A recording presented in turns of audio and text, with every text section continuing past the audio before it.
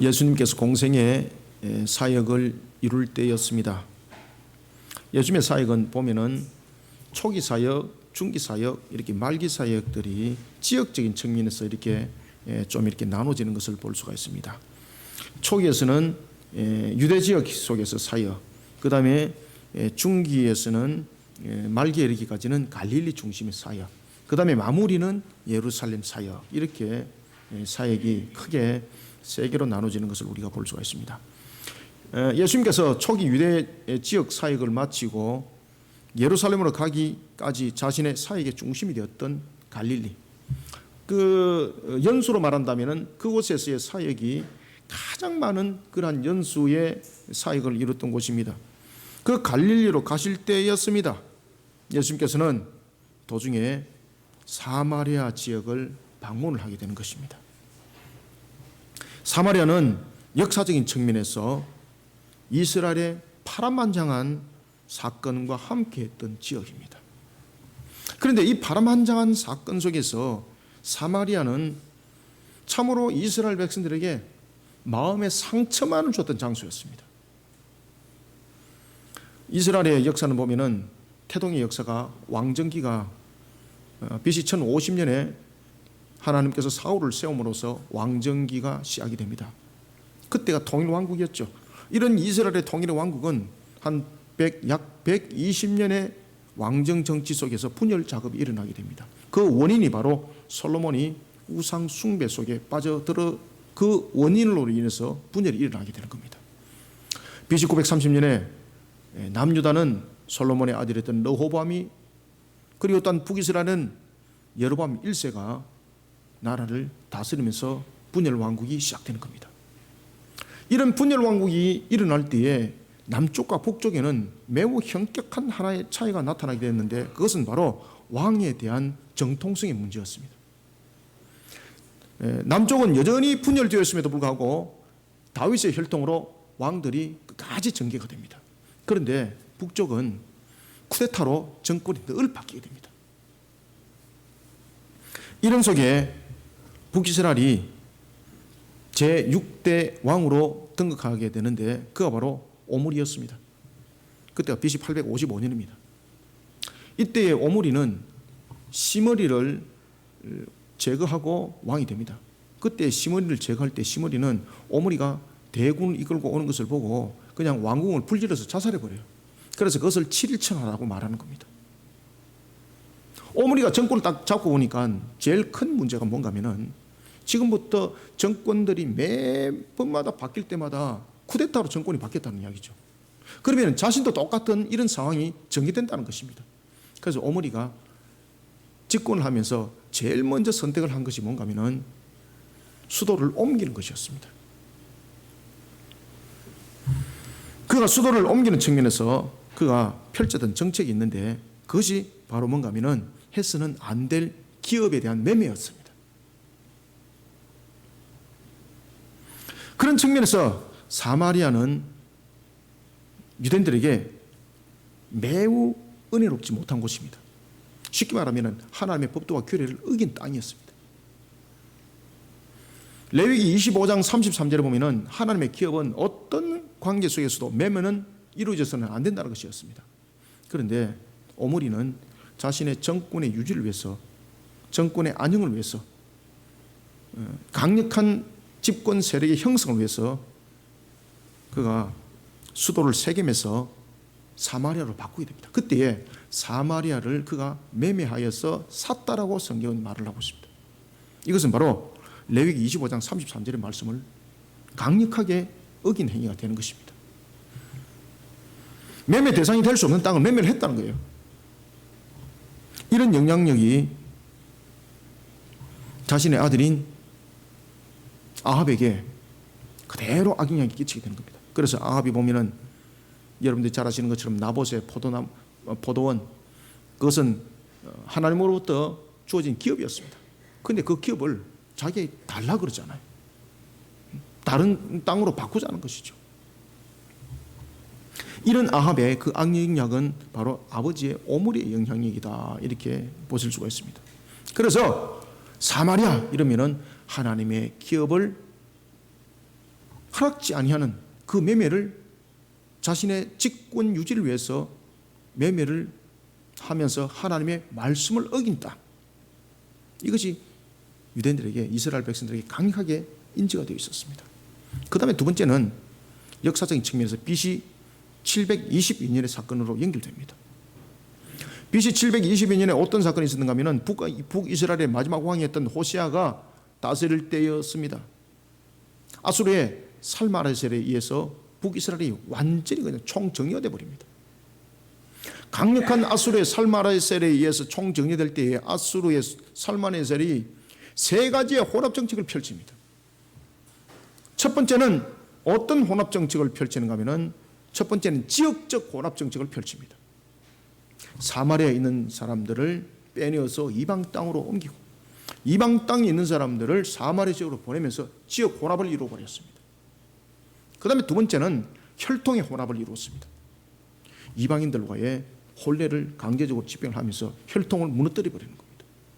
세 번째는 종교의 혼혈을 이루게 됩니다. 특히 이방 땅에서 사마리아로 이주한 자들은요, 대체로 이방 선지자들이었습니다. 그런 그들이 혼합적 종교를 만들어내게 되는데 그것이 바로 일명 사마리아 종교가 됐던 것입니다. 이런 속에 사마리아는 부정한 곳이 되었던 겁니다. 그리고 또한 이러한 부정한 사마리아인들을 가리켜서 유대인들은 그들을 개라고 불렀던 것입니다. 개는 욕이 아니고요, son of bitch 이것이 아니고 이 개는 바로 너는 부정한 자야, 이 뜻입니다. 그래서 사마리아인들을 개라고 호칭했던 것입니다. 이런 곳에 예수님이 친히 방문했다는 것은 충격적인 일이죠. 그곳에서 예수님은 다섯 번째 남편을 두고 있는 한 여인을 만납니다. 이 여인을 예수님은 이미 다 알고 만나는 것이죠.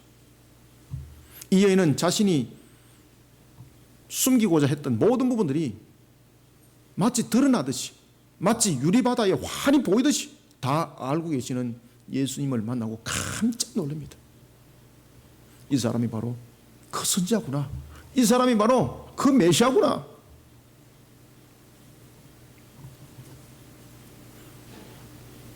사마리아 여인은 이런 예수님에게 자신들의 가장 큰 갈등 요소, 예배의 처소에 관해서 예수님께 질문을 하게 됩니다. 특히 이 사마리아인과 유대인들 간의 해묵은 갈등 가운데서 하나가 있는데 그것은 바로 뭔가 하면 이 혼합적인 측면에 있어서 이 사마리아인들은 예루살렘에 예배를 드릴 수가 없었습니다. 이런 여러 가지 역사적 측면에서 사마리아는 항상 갈등적 요소를 가지고 있었습니다. 이런 속에 이 여인이 지금 예수님께 질문을 하는 겁니다. 어떤 장소에서 예배드리는 것이 옳습니까? 사랑하는 성도 여러분, 예배는 우리에게 너무나도 중요합니다. 특히 우리는 코로나 시대를 살아가고 있면서 무너진 예배 시대를 살아가고 있습니다. 그런데 더 기가 막힌 것은 교회에서 예배 드리는 것만이 예배가 아니라 인터넷으로 예배를 드리면은 예배하지 않느냐고, 각자 집에서 흩어져서 예배를 드리면 되지 않느냐고 라고 기고만장한 그러한 발언들이 이 땅 위에 지금 성립이 되고 있습니다. 우리는 이런 기고만장한 이런 속에 과연 우리는 예배가 정말로 장소적인 개념적인 측면에서 그렇게 해석을 해야 되는가? 안 그러면은 에클레시아라는 이 교회는 어떤 개념 속에서 세워진 것인가? 라는 개념을 우리는 확고하게 알고, 특히 예수님께서 오늘 그 말씀을 하시는 거예요. 우리는 사마리아 여인의 질문과 그리고 예수님의 답변을 통해서 이 시대 앞에 우리는 어떻게 예배를 회복시켜야 되는가, 우리는 어떤 예배의 회복자가 되어야 되는가, 본문을 통해서 알아보도록 하겠습니다. 먼저 우리가 20절을 한번 읽어봅시다. 시작. 우리 조상들은 이 산에서 예배하는데 당신들의 말은 예배할 곳이 예루살렘에 있다 하더이다. 아멘. 지금 이게 무슨 질문인가 아십니까? 지금 제가 지금까지 이야기했던 그 내용의 종합적인 것을 이 질문 속에 던지는 거예요. 해묵은 갈등. 이 여인이 지금 포커스가 뭔가 하면요, 그래서 예수님께서 너희들은 모르는 것을 가지고 예배하지만 우리는 아는 것으로 가지고 예배한다라는 부분들이 나중에 뒤에 말씀드리겠고, 일단은 이 여인의 모습을 여러분 잘 기억하셔야 됩니다. 이 여인은 사마리아의 종교 속에서 매우 영향력이 있는 여인입니다.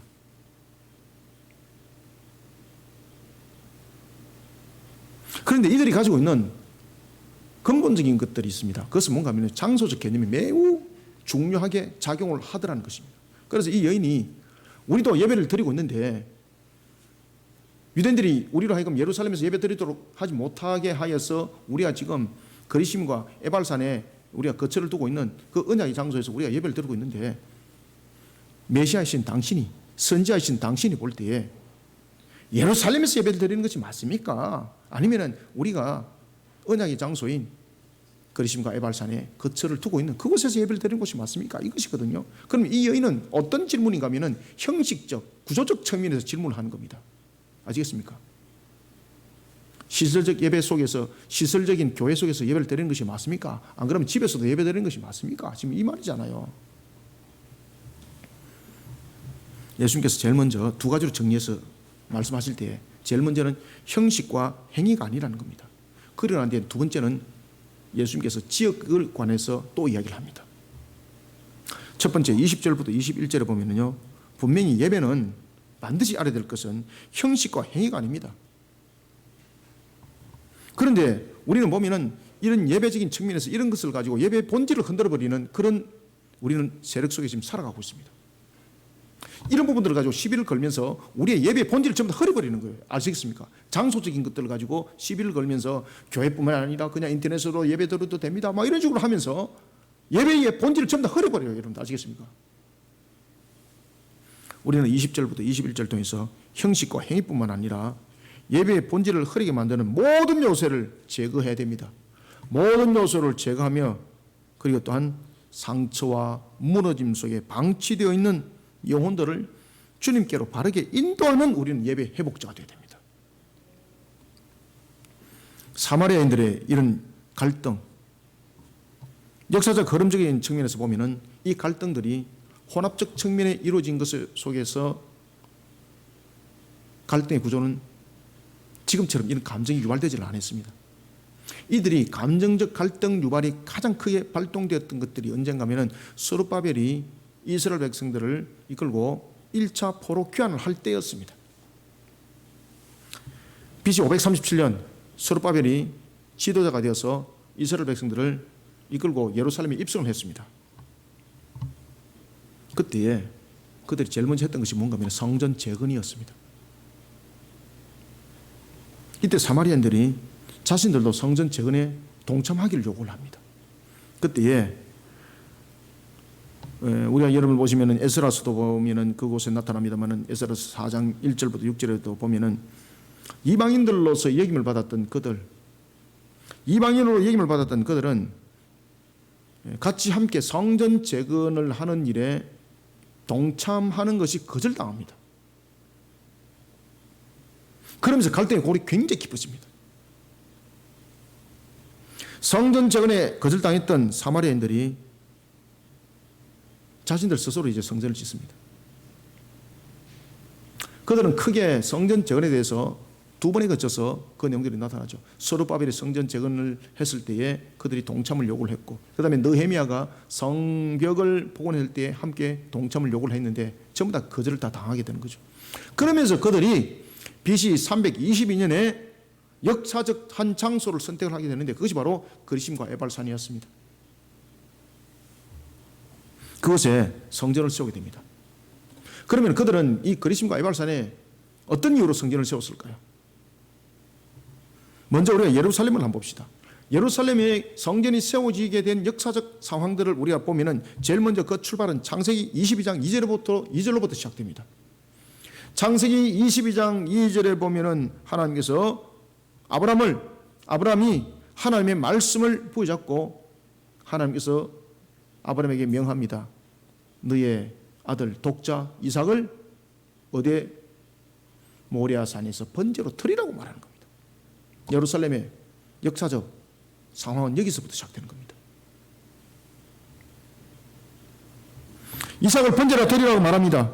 그리고 하나님께서는 그곳에서 아브라함의 믿음을 시험을 하십니다. 그리고 그곳에서 하나님께서 아브라함을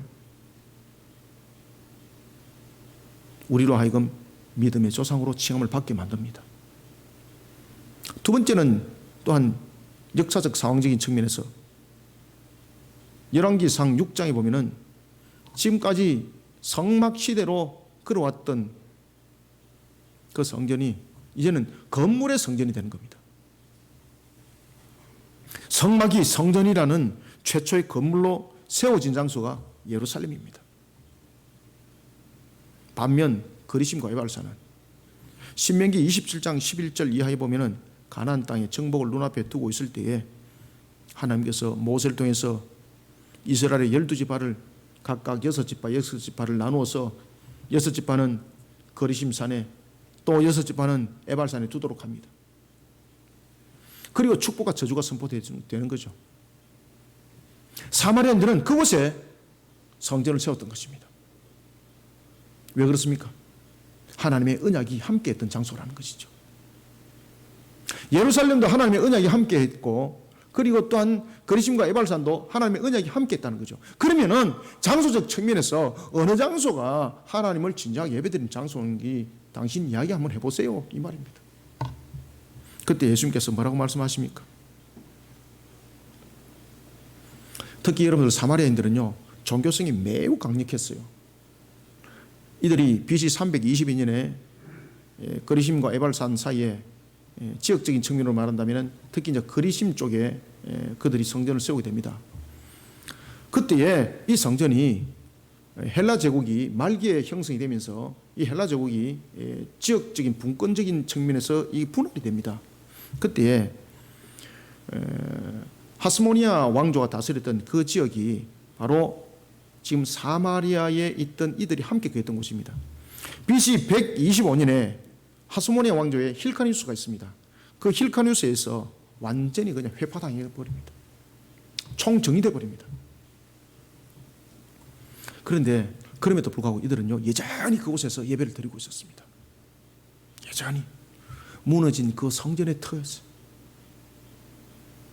다시는 복원하지 못하는 그 터지만 그곳에서 그들은 여전히 예배를 드리고 있었습니다.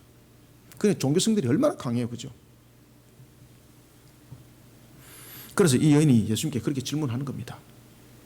어느 장소가 진정으로 여호와를 예배하는 장소입니까? 그죠? 이 여인의 중심에는 무엇이 있습니까? 장소적 우상 숭배 요소가 있는 겁니다.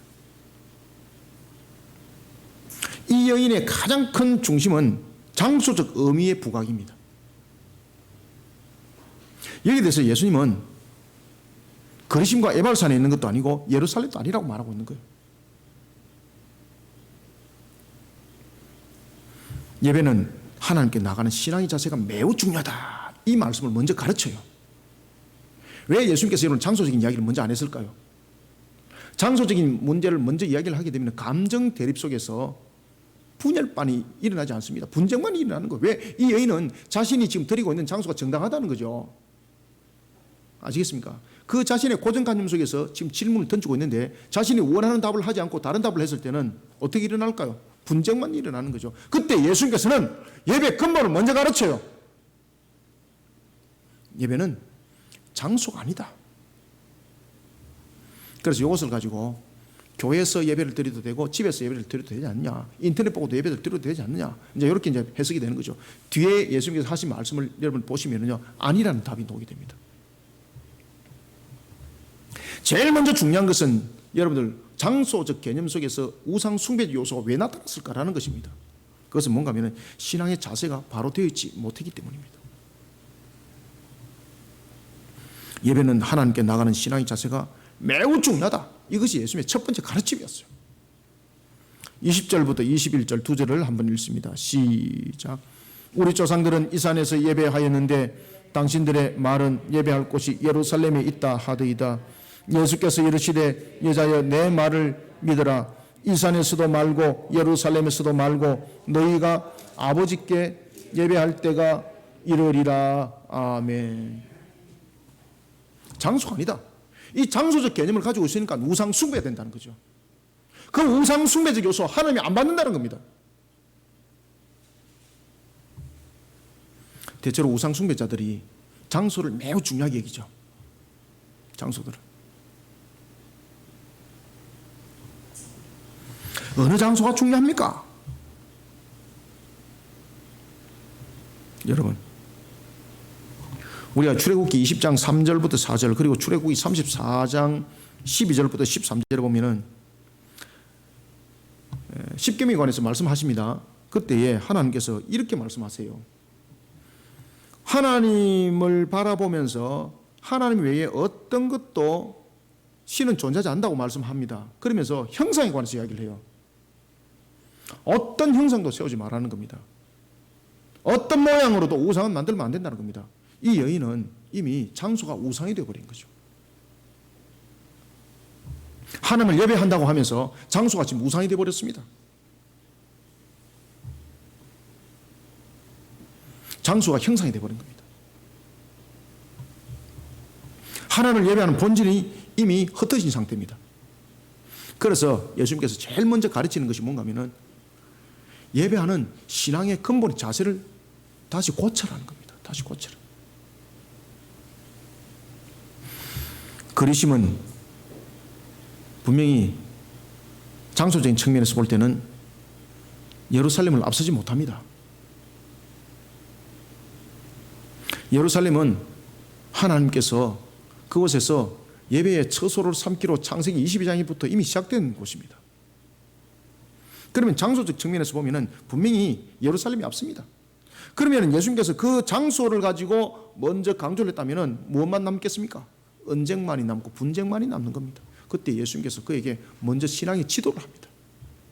예배자의 먼저 자세가 근본이 바로 세워져야 됩니다. 장소의 개념적 측면에서의 우리가 잘못하면 우상 숭배적 요소를 가지게 된다. 이미 십계명을 통해서도 하나님께서 우리에게 말씀을 하셨다. 어떤 형상도 어떤 부분들도 우상적 요소를 가지고 있으면 그것은 하나님을 향한 예배가 될 수 없다. 그런데 여러분들 우리의 환경들을 한번 보십시오. 우리들의 환경들을 여러분 보시면은 우리의 행위적 요소가 가미되게 만들고 있고 또한 이런 속에서 여러 가지 환경들 요소를 통해서 예배를 무너뜨리는 요소들이 많이 발생합니다. 지금도 우리가 일어나고 있는 시대적 환경들을 통해서 보십시오. 우리의 예배를 방해하는 것들적인 측면에서 보면은 여러 가지 측면에서 우리가 해석은 물론 할 수 있습니다. 두세 사람 모여서 기도하면은 그곳이 바로 성전이다. 이렇게 해석할 수는 있습니다. 그렇지만 여러분들 보십시오. 예수님께서 왜 그러면은 교회라는 곳에 우리를 두셨는가라는 것을 여러분들 반드시 기억하셔야 됩니다. 우리들의 근본들, 우리들의 연약한 모습들로서는요, 우리 스스로의 뭔가를 만들어갈 수 있는 틀이 생기지 않습니다.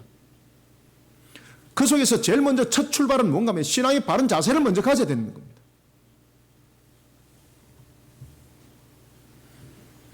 우리들의 환경들은 수많은 요소들이 마치 살아서 움직이는 생물체처럼 우리를 지금 애워싸고 있습니다. 예배의 근본들을 무너뜨리기 위해서 환경들의 요소, 이유를 만들어내고 또 어떤 사건들을 만들어내고 이러면서 우리로 하여금 예배 스스로 가지 못하도록 흔들어버리고 있습니다. 이 부분들을 굉장히 민감하게 직시하셔야 됩니다. 이 부분들이 무너지니까요, 하나님을 향한 예배의 자세가 흔들어져 버리는 거예요. 에이, 뭐 차 몰고 가면서 그냥 뭐 설교 들으면 되지. 여러분, 설교가 예배가 아닙니다.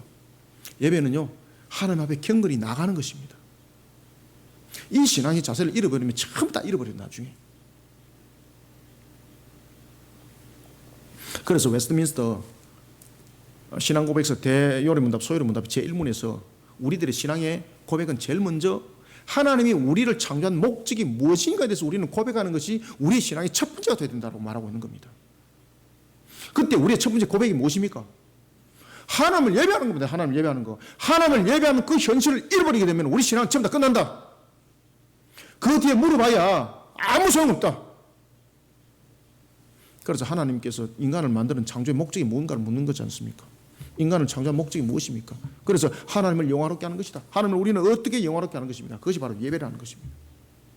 예배가 무너져 버리면은 우리의 근본들 모습들이 무너져 버리면은 이미 신앙은 말할 필요가 없다는 겁니다. 이런 부분들을 초대 교회 교부들도 강력하게 가르쳤습니다. 강력하게 생명을 걸은 거죠. 예배의 생명을 걸은 거죠. 그들. 하나님을 예배하는 것으로부터 멀어진 세상은 하나님 앞에 변명할 것이 없습니다.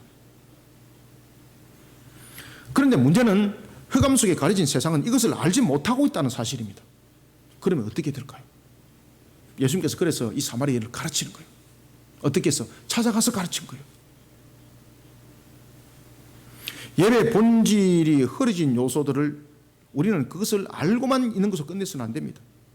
예배의 본질을 흐르게 만드는 요소들을 제거해야 됩니다. 이 제거하기 위해서는 예수님처럼 찾아가야 되는 거예요.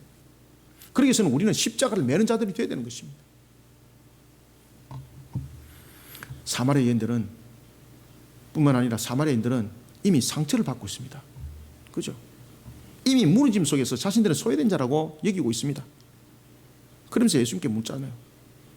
예배 장소가 우리가 드리고 있는 그리심과 에발 사이가 맞습니까? 예루살렘이 맞습니까? 그죠? 이 속에서 무슨 질문이 함께 주어졌습니까? 자신들이 역사적 측면에서 받았던 상처가 이 속에 함께 다 내포되어 있는 거예요.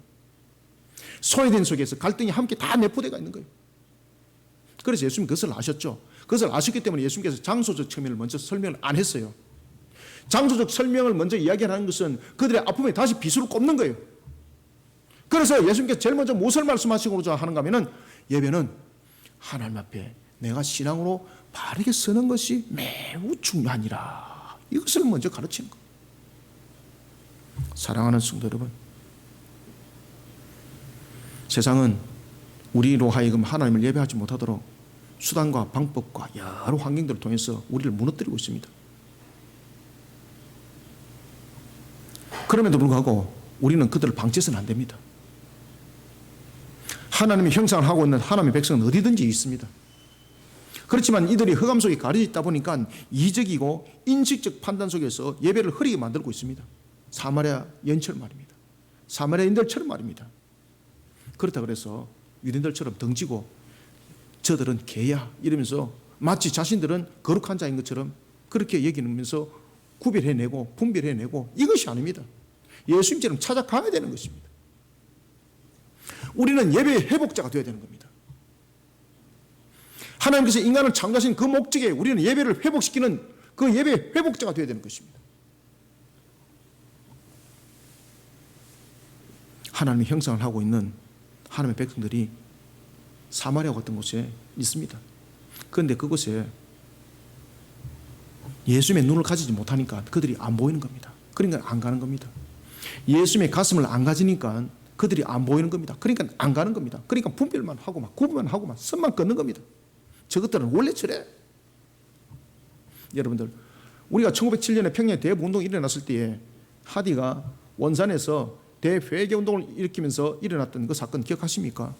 그때 하디가 뭐라고 고백했습니까? 그들은 하디는 탁월한 엘리트였습니다. 의사였습니다.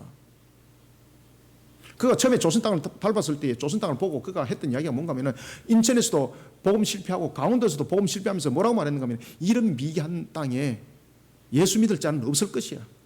왜 그러면 사는 형편 그리고 하는 이 꼴들 보니까 이거는요 완전히 아프리카 사람들이 더 뛰어난 거예요 이게. 여러분들 우리가 일정시대 때 일어났던 상황 중에서 이런 거 보시면요 이 가진 자들이 일어나고 있는 성범죄 사건들 술과 도박 이거는요 말 그대로 끝을 알 수 없을 정도로 그런 피폐한 땅이었습니다. 심지어 여러분들 현진건이 술 권하는 사회라는 우리나라의 근현대 소설의 첫 번째 작품이지 않습니까? 그 안에 내용을 보면 좌절과 분노와 그것밖에 남은 것이 없어요. 기생집에서 노는 것 아무것도 없습니다. 그때 하디가 대회개를 하게 되는 겁니다. 먼저 자신이 회개를 하게 되는 겁니다. 그러면서 그 상황 속에서 예배가 회복이 되어버리는 거예요. 대회개운동이 일어났습니다. 말씀 상예 속에서 예배가 회복이 되는 거예요. 그 속에서 원산 대부운동이 일어났던 겁니다. 그리고 그것이 평양까지 이어져서 1907년에 대부운동이 일어났고 100만인 구령운동으로 그것이 나타났던 것입니다. 우리는 이 나라 이 민족 위에 예배의 회복을 일으켜야 합니다. 예수님의 눈을 가져야 합니다. 예수님의 가슴을 가져야 합니다. 예수님의 눈으로 보면 그들이 보입니다. 그러니까 하디가 예수님의 눈으로 조선인들을 보기 시작했습니다. 그러니까 먼저 자신의 부끄러운 모습이 나타났던 겁니다. 그러면서 그가 설교할 때에 주일날 자신이 먼저 회개를 하는 겁니다. 예수님의 눈으로 보면은 형식이고 행위뿐인 예배의 본질을 흩뜨리게 하는 요소들이 눈에 보이게 됩니다. 그리고 이런 영혼들을 내치지 않고 안아주게 됩니다. 그래서 예수님이 사마리아 간 겁니다. 우리는 장소적 개념을 먼저 찾기 전에 무엇보다도 우리는 주님의 가슴을 가지고 진정으로 주님 앞으로 나올 수 있는 그 예배의 걸음이 되도록 그들을 이끌어가는 측면에서 그들을 먼저 안아야 합니다. 그들을 먼저 찾아가야 합니다. 상처와 무너짐 속에 방치되어 있는 영혼들을 주님께로 바르게 인도하는 예배의 회복자가 먼저 되시기를 소원합니다. 두 번째는 그러한 측면에서 그들을 그러면은 그렇게 이해하는 것으로서 그들을 안는 것으로 끝내야 되는가? 아니라는 거죠. 인도해야 됩니다. 그래서 예수님께서 두 번째 이런 말씀을 하시죠. 너희들은 알지 못하는 것을 가지고 예배하지만 우리는 아는 것을 가지고 예배한다는 것입니다. 그것이 두 번째는 장소적 개념입니다. 22절을 한번 읽습니다. 시작. 너희는 알지 못하는 것을 예배하고 우리는 아는 것을 예배하노니 이는 구원이 유대인에게서 남이라. 아멘. 이게 지금 무슨 말인가 아십니까? 지금 예루살렘 이야기를 하는 거예요 지금. 그런데 그 예루살렘을 넘어서 무슨 이야기를 하겠습니까? 예수님께서 장차 일어날 십자가 그리고 교회를 이제 이야기를 하는 겁니다. 우리는 두 번째로 22절부터 23절을 통해서 더러운 세속의 마귀와 결탁되어 있는 세상으로 하여금 우상 숭배로부터 벗어나도록 불의 가운데 놓여 있는 영혼들을 하나님께 인격적으로 인도하는 예배의 회복자가 되어야 합니다. 더러운 세속의 마귀와 결탁되어 있는 세상으로 하여금 우상 숭배로부터 벗어나도록 그들을 불의 가운데 놓여 있는 그들을 그 영혼들을 하나님께 인격적으로 인도하는 예배자로 우리는 예배 회복자가 되어야 되는 것입니다. 그래서 교회로 인도해야 되는 겁니다. 예수님께서는 사마리아 여인의 우상 숭배 요소를 가진 장소적 개념의 예배를 지적합니다. 너희는 알지 못하는 것을 예배하고 이 말이 바로 장소적 개념의 우상 숭배 요소를 지적을 하고 있는 겁니다. 그리고 예수님께서는 메시아의 중보적 사역을 통해 하나님께 진정으로 나아가는 시대가 앞으로 도래될 것을 말하는데 그것이 바로 뒤에 이어지는 것입니다. 우리는 아는 것을 예배하노니 이는 구원이 어디서 난다고요? 유대인에게서 남이니라. 이 말씀이 무슨 말씀입니까 여러분들요? 여러분 유대인은 선민이 아닙니다. 그런데 유대인들은 자신들을 스스로 선민이라고 말하고 있지 않습니까? 아니거든요. 예수님께서는 유대인을 선민이라고 말하지 않았습니다. 죄인이라 그랬습니다. 그런데 중요한 것은 구원에 이르는 측면에서 복음이 시작되는 시작점은 하나님께서 유대인을 사용했다는 겁니다. 유대인은 결코 선민은 아닙니다. 그럼에도 불구하고 하나님께서 복음의 시작을 유대인으로부터 시작한 것은 인정을 하라는 겁니다.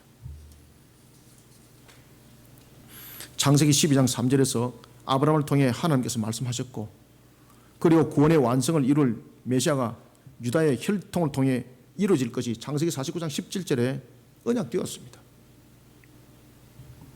그러나 이런 언약의 근거가 유대인의 어떤 특별한 근거가 됐기 때문에 아닙니다. 하나님께서 그들을 사용했기 때문에 그렇게 시작된 것입니다. 그래서 이 속에는 하나님의 선택적 요소가 있고 하나님의 은혜가 있는 것입니다. 그들의 탁월함을 말하고 있는 것이 아닙니다. 예수님께서는 그 언약의 성취를 위해서 또한 이 땅에 오셨습니다. 여기서 중요한 사실을 한 가지 말씀하시는데 그것은 우리가 아는 것을 예배한다는 것입니다. 사마리아인들이 주장하고 있는 것처럼 거리심과 에발산보다 모리아산이 예루살렘이 예배 처소로 하나님께서 허락하셨다는 간접적 요소를 지금 부각시키고 있습니다. 여러분, 메시아를 통해 하나님께 온전히 나아가는 중보 사역의 완성이 어디서부터 이루어지나요? 십자가죠. 예수님께서는 십자가를 통해서 무엇을 세웠습니까? 에클레시아, 교회를 세웠습니다. 만약에 교회가 장소적 의미가 없다면 예수님께서 제자들에게 마가다락방에 머물라 소리 안 합니다.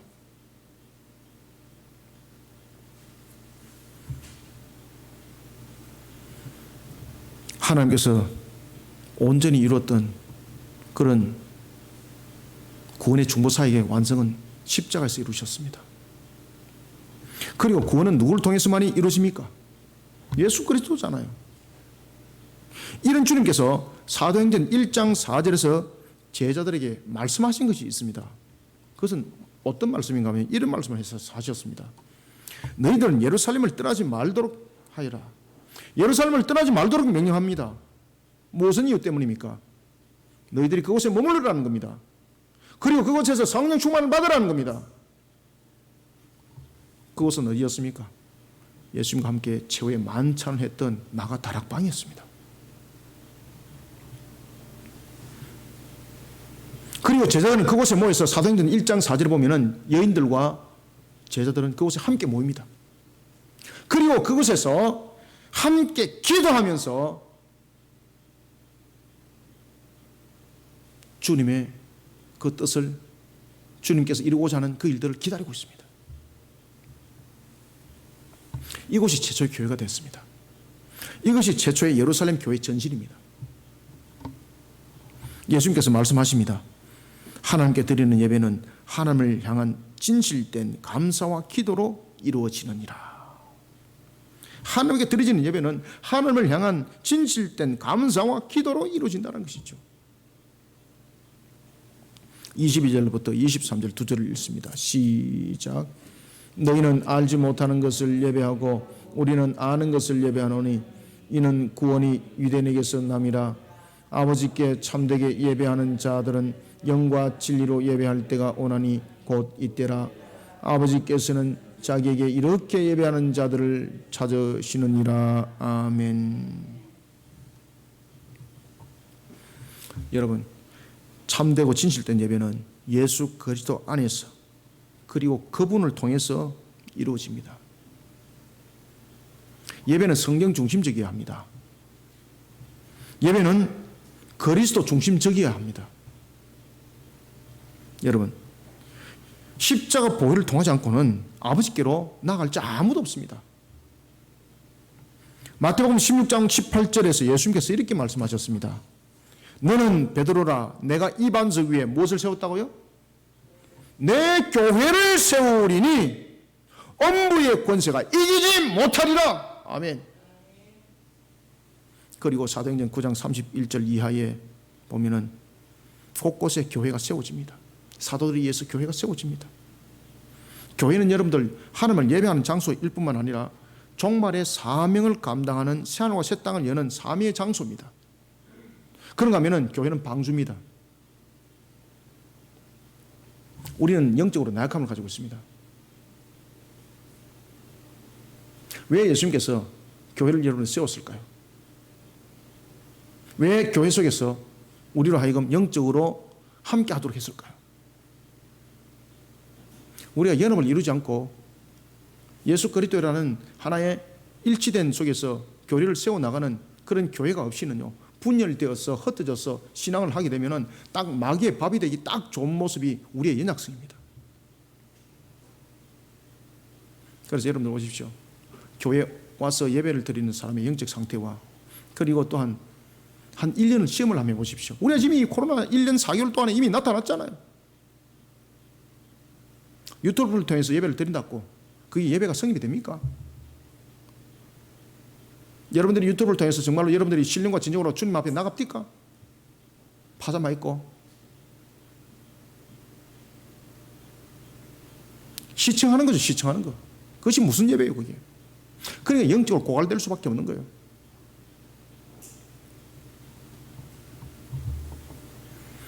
여러분들, 교회는 삼위의 장소면서 방주입니다. 영적 방주입니다.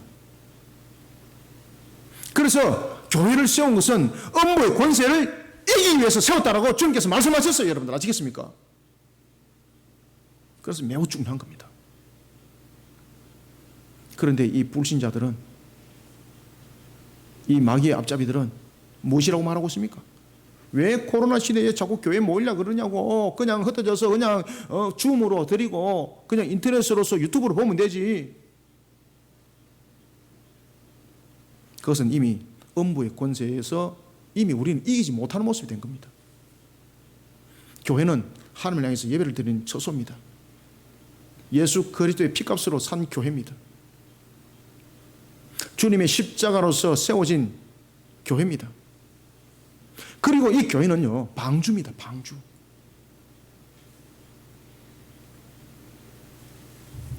삼위 장소임과 동시에 방주입니다. 그리고 또한 천국을 맛보는 은혜의 장소이기도 합니다.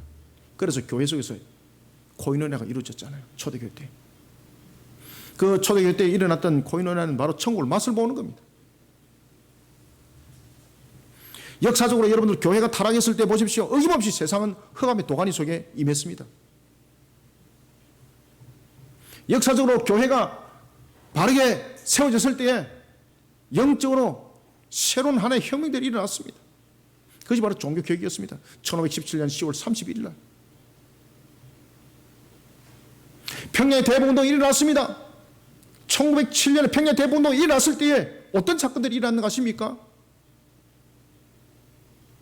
그 속에서 남에게 사기친 자들, 그리고 남의 물건을 훔친 자들 그대로 두 배를 갚으러 가는 거예요. 그러니까 불신자들이요, 그것을 보고 깜짝 놀라는 거예요. 대회군동이 일어났습니다. 형식이 아니라. 그것을 선교사들이 보고 각국에 전보를 치는 거예요. 우리가 봤던 사도행전의 그 역사가 이 지금 조선다에서 지금 일어나고 있다. 지금 이 전보를 듣는 세계에 흩어져 있는 모든 사람들은 조선 땅으로 오길 바란다. 성령의 불길이 타오르는 것이 우리가 지금 보고 있다. 성령의 역사가 무엇인지를 지금 우리가 보고 있다. 이러면서 조선이라는 나라가 유럽에 알려지기 시작했습니다.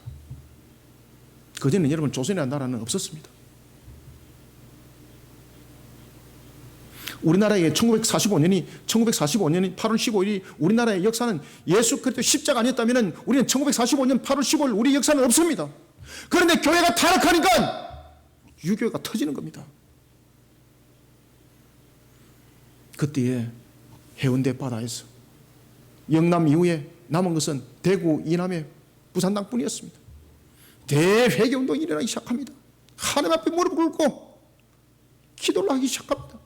그때 하나님께서 인성 상륙 작전을 허락하셨습니다. 사랑하는 성도 여러분, 교회는 세상을 밝히는 등불이고 심장입니다. 더러운 세속과 결탁하여서 마귀의 종로를 타고 있는 세상을 밝힐 수 있는 곳은 교회뿐입니다. 우상 숭배 속에 빠져있는 마귀의 종로를 타고 있는 세상, 그 세상의 눈을 밝힐 수 있는 곳은 십자가로 세워진 교회뿐입니다. 사랑하는 성도 여러분, 교회는 하나님을 향한 예배가 살아있는 곳입니다. 더러운 세속의 마귀와 결탁되어 있는 영혼들을 우상 숭배로부터 벗어나도록 교회로 인도하는 예배의 회복자들이 되기를 소원합니다. 이 사명이 우리에게 주어져 있습니다. 이 사명에 충실한 저와 여러분들 그리스도인들이 되기를 소원합니다. 마지막으로는 세 번째 24절 한번 읽어봅시다. 시작. 하나님은 영이시니 예배하는 자가 영과 진리로 예배할지니라. 아멘. 세 번째는 세상으로 하여금 하나님을 참되게 예배하도록 하나님을 인격적으로 예배하는 자리에 영혼들을 바르게 인도해야 됩니다. 영혼들을 바르게 인도하는 예배의 회복자가 되어야 합니다. 하나님은 영이십니다. 여러분들 이것이 왜 중요한 거 아십니까? 하나님은 영이십니다라는 걸 통해서 여러분들 머릿속에 먼저 딱 떠오르는 것이 무엇입니까? 아니 계시는 곳이 없다. 영원성. 여러분 여기서 우리가 잊지 말아야 될 것은 하나님은 영이십니다라는 이 고백들이 왜 예수님께서 먼저 말씀하셨을까를 여러분 인지하셔야 됩니다. 하나님은 영이시니라는 것은 무슨 뜻일까요? 하나님의 존재적 측면을 말하고 있을까요? 물론 맞아요. 하나님의 존재적 측면에서 영이에요. 그런데 예수님께서는 하나님의 영이시니라는 것은 존재적 측면에서 하나님의 영적인 측면을 설명하는 것이 아니에요. 예배자를 지금 바르게 인도하고 있는 겁니다. 하나님은 영이시니 이속을 통해서 예수님은요, 이 사마리아 여인의 마음을 완전히 다 뒤집어놔요. 하나님은 영이시니 이속을 통해서 이 사마리아 여인의 그 심연을 전부 다 뒤집어놔요. 다 뒤집어놓으니까 자신의 죄가 보이는 거예요. 아시겠습니까? 하나님은 영이시니 이 말씀은 무슨 말일까요? 네 죄를 다 알고 있다는 겁니다. 하나님은 영이시니라는 것은 무슨 말일까요? 너는 하나님 앞에 유리받아라는 거예요. 이것이 하나님의 영이라는 겁니다. 하나님은 영이시니 이라는 것은 네가 숨기고 있는 것, 하나님은 다 알고 있다. 다 알고 있다. 거짓으로 포장하고 있고 허위로 포장하고 있고 다 알고 있다. 그래서 이 속에 하나님은 영이시니라는 것은요, 하나님은 거짓된 포장된 예물도 안 받는다는 겁니다. 가인의 예물을 안 받았잖아요. 그것은 하나님의 영이시기 때문에, 다 알기 때문에 안 받는 거예요. 영이라는 것은 아니 계시는 곳이 없거든요. 아니 계시는 곳이 없기 때문에 이미 다 알고 있는 거죠. 하나님께 예물을 드리는데 이것이 하나님 앞에 정말로 인격적으로 드린 예물이 아니라 자신의 행위가 드러났던 측면, 모든 것은 하나님의 것임에도 불구하고 자신의 노력적인 측면, 자신의 땀 흘린 결과, 이것을 딱 보이니까 하나님이 안 받는 거예요, 여러분들요. 그래서 하나님이 영이시니라는 이 고백 속에서 이 여인이 완전히 심령을 다 뒤집어 놓아버린 거예요.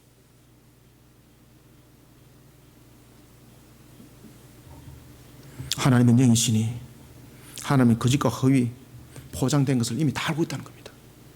하나님은 영이시니. 아시겠습니까?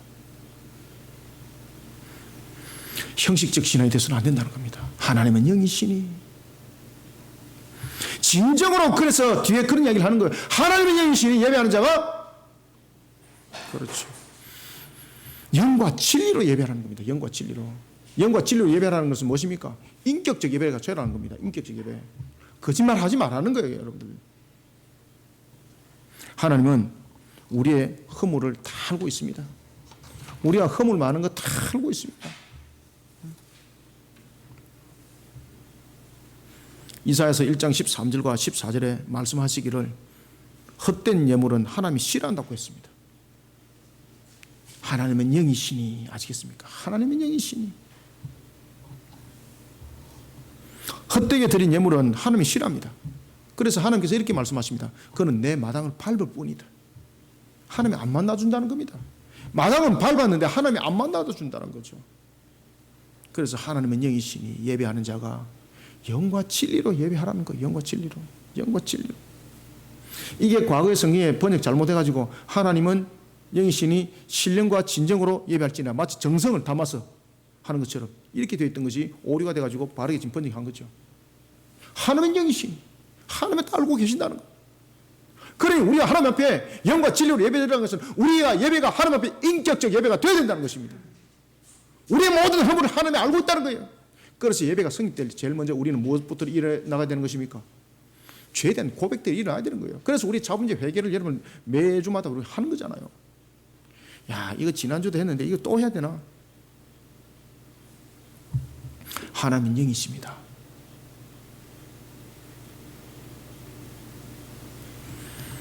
그래서 하나님께서는요, 형식적으로 그들이 월삭을 드리고 안식일 하나님께 예배하고 대회로 나온 것들 하나님께서 싫어한다 그랬어요. 그래서 성경에서 뭐라고 말하는 거냐면 내 마음이 너희들의 절기를 싫어한다. 내 마음이 너희들의 절기를 지금 싫어한다. 마당만 밟을 뿐이다. 만나고 싶지 않다. 왜? 하나님은 영이시기 때문에 다 알고 있다는 거예요. 참된 예배를 이루라는 거예요. 참된 예배를. 참된 예배를 이루라. 하나님을 참되게 예배하도록 하나님을 인격적으로 예배하는 자리에 영혼들을 세우기 위해서는 예배하는 자리에 바르게 서도록 우리는 바르게 가르쳐야 됩니다. 바르게 가르치는 일에 있어서 우리는 인도하는 예배의 회복자가 되어야 하는 것입니다. 가르쳐 줘야 되는 거예요. 가르쳐 줘야 되는 거예요. 하나님을 감성적으로 예배하고 자기의 취향에 맞추어서 거리로 예배하고 가르쳐 줘야 되는 거예요. 아니에요. 하나님은 영이시니 하나님께서 말씀하세요. 너는 내 마당만 밟을 뿐이다. 내가 너가 지금 드리는 모든 절기 내가 싫어한다. 감성적으로 드리고 자신의 취향에 맞춰서 드리고 하나님이 알고 계시는 거예요. 가르쳐야 되는 거예요. 그런 가르침 속에 우리는 예배 회복자가 되어야 되는 거예요. 자신의 취향에 맞는 거리로 예배를 만들어 가서는 안 됩니다.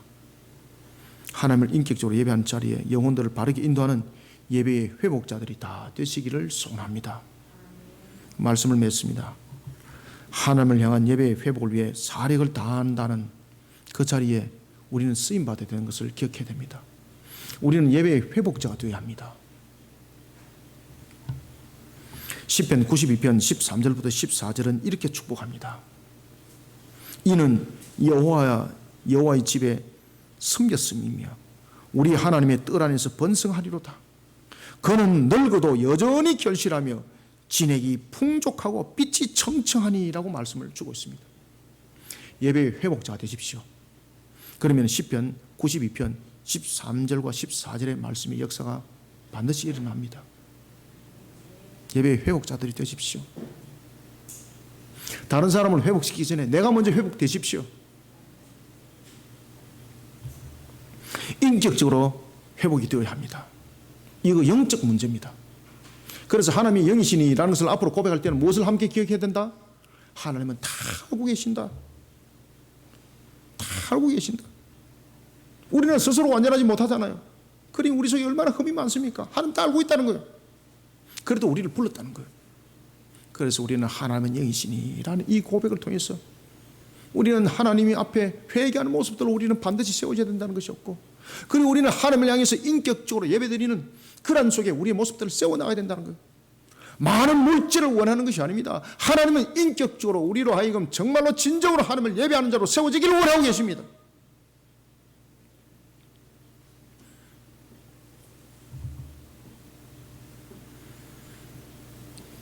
에베소서 2장 2절에 의하면 세상은 잠정적, 허용적 작정 속에 마귀의 권세가 세상 가운데 놓여져 있습니다. 그런데 그럼에도 불구하고 하나님은 부정한 것을 통해서 정한 것을 더욱더 정하게 만들어간다는 그 섭리 가운데 있다는 것을 여러분들 기억하셔야 됩니다. 하나님은 영이시니, 하나님은 영이시니. 세상을 예배 가운데 우리는 세워나가야 됩니다. 우리의 쓰고 넘어짐은 예배 가운데 있습니다. 그래서 예배 성공자가 되라고 말했던 겁니다. 우리의 쓰고 넘어짐은 예배 가운데 있습니다. 예배 성공한 자들, 그의 삶도 하나님이 함께 일으켜 세우십니다. 세상의 영혼들을 바른 예배의 자리로 인도하는 예배의 회복자가 되어 하나님을 기쁘게 하고, 그리고 또한 하나님을 찬양하는 자리에 자신을 올려놓는 우리 모든 성도들이 되시기를 주님의 이름으로 축원합니다. 살아계셔서 역사하시는 주님, 주님의 은혜를 감사드립니다. 부족한 저희들에게 오늘도 예배의 근본을 바르게 회복시켜 나가는 측면에 예배의 회복자가 되라고 우리에게 주신 말씀이 있으니, 하나님은 영이시니 예배하는 자가 영과 진리로 예배할지니라 라고 말씀하셨습니다. 우리의 모습들을 통하여, 참으로 허물 많은 우리를 통하여 이 예배를 받으실 때도 하나님은 이미 다 알고 계시고 우리를 정결케 씻으사 그 예배를 또한 받으셨습니다. 우리는 세상을 향해서 주님의 가슴으로 사마리아를 가슴에 안고 또한 찾아가기를 원합니다. 이런 속에 우리는 예배의 회복자가 되고 또한 예배를 바르게 가르치는 나가는 측면에서의 또한 예배 회복자가 되게 하여 주옵소서. 그러기 위해서는 먼저 우리 스스로가 하나님 앞에 바르게 쓰는 신앙의 근본들이 이루어져야 되겠습니다. 핑계대지 말고 시비 붙이지 말고 항상 하나님 앞에 영광된 무릎을 꿇는 자들이 되게 하여 주옵소서. 이런 말씀 속에 오늘도 주신 말씀이 우리 성도들의 꼴이 되기를 원합니다. 영의 양식이 되기를 원합니다. 오늘도 이기는 말씀이 되게 하여 주옵소서. 이런 속에 우리에게 주신 또한 사명이 4월 25일, 5월 30일 놓여져 있사오니 환경과 주변이 코로나가 핑계대지 못하도록 오늘 이 말씀이 우리를 강권적으로 붙잡아 주시옵소서. 주신 말씀으로 우리 모든 성도들 하늘의 문을 열어주시고 은혜 담비를 부어 복된 소낙비 되게 역사하여 주옵소서. 부족한 종의 입술을 통하여 증거하였지만 이 말씀이 하나님의 인격적 말씀이 되게 하여 주시고 생명의 원동력이 되게 하여 주옵소서. 예수님의 이름으로 기도드립나이다. 아멘.